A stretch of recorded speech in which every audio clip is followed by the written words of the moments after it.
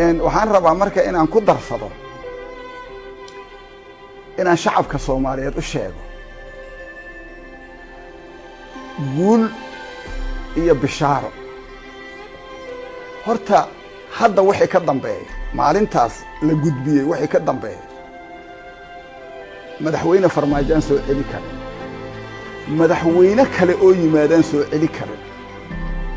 kuwii horaan ka afmiinshaaray kara waxaa xaqiiqo ah inay Soomaaliya dacwadaas natiijo suga waay adiga waa amba maanta amba birrito meel kale loo wadi karo oo ummadda Soomaaliyeed looga weeci kara male maxaa yeelay maxkamadda ayaa gacanta ku haysa iyada ayaana go'aan gaaray waxaan rabaa marka inaan ku soo gabangabo shalay waxaa ka hadlay Xasan Sheekh badda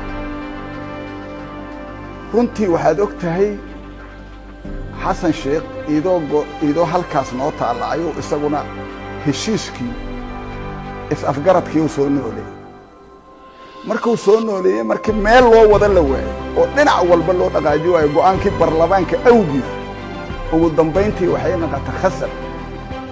ama asiga ilaahay waafajiyay labadaba in uu markii dambe maxkamadda caalamiga uu geeyo taas oo aheeday shaqadii laga rabay qof mas'uul oo Soomaaliyeed oo markaas xilhaay hadda marka hadalkiisa oo hadlaa shalay aniga waa fiirsanay cidoo la hadlaa waa garaway maxaa yeelay haddii dib loo dhigay oo corona loo sababeeyay inuu isagu inta iclaamka tago oo barays release qabto oo niyad jab ku rido shacabka Soomaaliyeed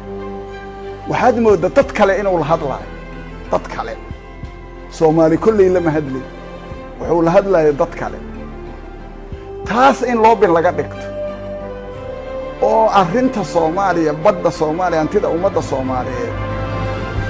ninkii wax ka soo dhicinayo garab taagan oo ka naxayo ka murgaaya welcome waa Soomaaliya waa u baahanta laakiin inuu marka asugu oo marka ka raadiyo meeshaas ay ka timaado inuu loobin ku gelayo 4 sano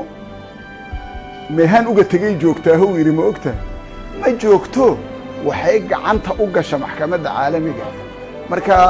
aadaad u mahadsantiin marka waxaan rabaa in marka aan laga afmiinshaareyn oo shacabka Soomaaliyeed ay ogaadaan gacan amaana inuu ku jirto hantidoodii